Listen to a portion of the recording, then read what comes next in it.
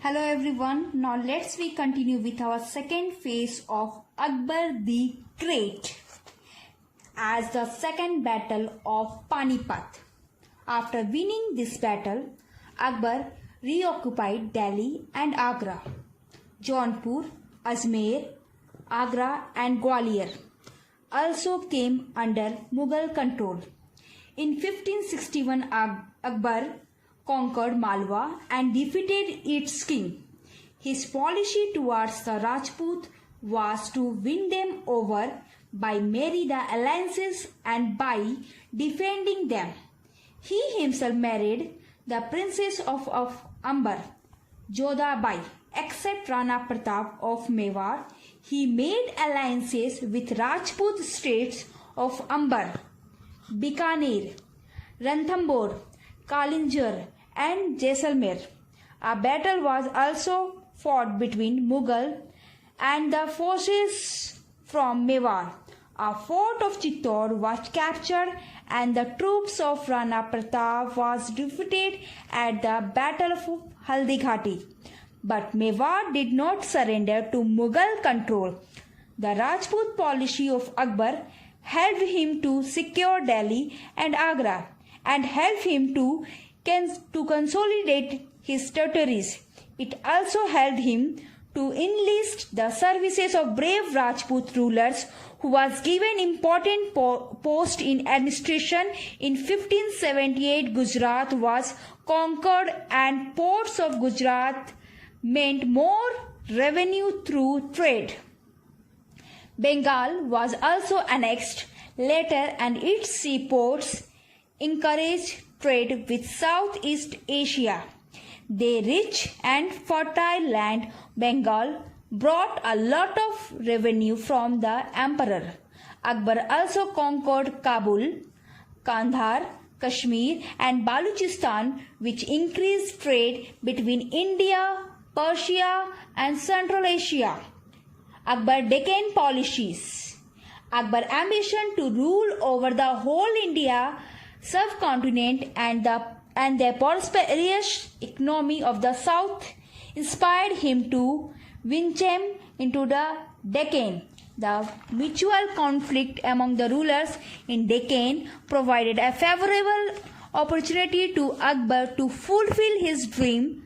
Thus, the Mughal troops made their first appearance in the Deccan. Khandes, Ahmednagar and Berar became the Mughal provinces. The annexations of Gujarat provided the empire with additional revenue from the area's rich commercial central access to the Gulf of Cambay and hence to the holy city of the Makkah and Medina in Arabian Peninsula. So, Akbar's vast empire extended from Hindu Kush in the west to Brahmaputra in the east and from the Himalayas in the north to the Godavari in the south. Administrations. Akbar worked out in the efficient system of an administration. As the emperor was very powerful, all powers were concentrated in his hand. His interpretations of Islamic law led to the decline of the position of the ulemas. The emperor ruled with the help of council of ministers. The prime minister was also called wazir or diwan and was the head of the revenue department. Qazi was the chief justice and Mir Bakshi was in charge of the military administration. Diwan-e-Am was the people's court where Akbar met common people. Diwan-e-Khas was the court of nobility and royalty, where his officials and ministers could meet, discuss issue. The empire was divided into provinces or subha, which were further divided and subdivided into sarkars and parganas. Parganas consist of many villages. The sabhas was under Subedar, who was provincial governor. He was held by officers like the Diwan, who kept the revenue records, and Bakshi, who looked after the law and order situation. Army. The king had his own standing army, which was recruited by him, followed the practice of branding horses to avoid corruption. His artillery was well organized, and he also had cavalry and infantry in his army. Mansabdari system was introduced was Akbar army. Every officer had given a mansab or a rank and was called a mansabdar. The soldiers were supplied by mansabdar, which was a title of military in the Mughal Empire. He had to maintain a fixed number of troops as per his rank to be supplied to the king. He was paid handsomely to take care of his expensive. Mansabdar could be transferred from one place to another.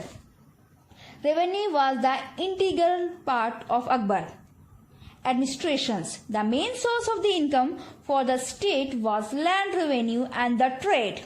Raja Todamal, the finance minister and one of the Navratan, introduced some measure to generate more land revenue.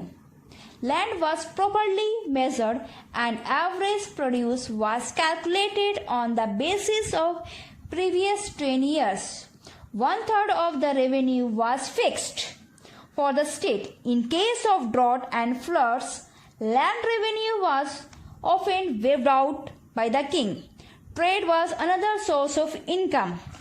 The main item was exposed: the textile, spices, indigo, and saltpeter. Goods worker trades with Central Asia, Southeast Asia, and Russia. Portuguese also established trade center in the west coast of India. Akbar encouraged internal trade through the building of roads. Akbar religious policy. Akbar had a secular outlook and a very liberal and tolerant attitude towards other religion. Akbar took several steps which appeals to Hindus, as they were in a majority among his subjects. He abolished jizya, which was tax paid by non-Muslim to a Muslim king. Rajput princess was allowed to freedom of worship. Pilgrimage taxes was abolished. Mansab were given to deserving Hindu like Todarmal. Raja Man Singh. In employment, no discrimination was made on the basis of religion. Akbar had been brought up in it atmosphere of liberal ideas. He treated people of all religious faith of society equally.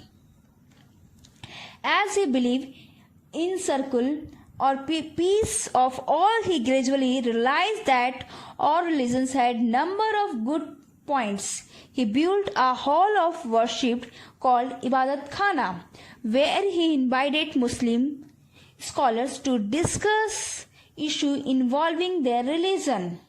However, Akbar was very disturbed with the narrow-mindedness of ulemas, who disliked his policy and tried to control administration by supporting the groups that were against Akbar. Soon, Akbar invited scholars of all religions to hold discussion of them. In fact, he was seeking truth through the study of various religious beliefs.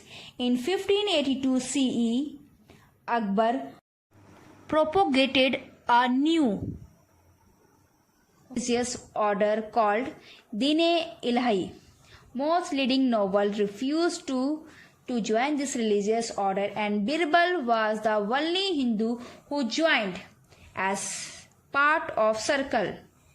Akbar celebrated Nowruz, the Parsi New Year, stopped cow slaughter, and took to vegetarians. He also got various holy books translated into Persian, although he never learned how to read and write. Yet he possessed good memory to remember the content of books read to him. Architecture. Akbar had set his new capital at Fatehpur Sikri, built of red sandstone. Fatehpur Sikri was chosen for capital as it was the birthplace of Salim Chishti, a Sufi saint for whom Akbar had great respect. Some other important buildings were Panch Mahal, Rani Jodhabai palaces, Diwan-e-Khas, etc. The architecture was the mix of Indian Central Asia and the Persian style. The Buland Darwaja at Fatehpur Sikri was added to commemorate Akbar's victory over Gujarat. Humayun Tomb at New Delhi is another example of architecture of that period.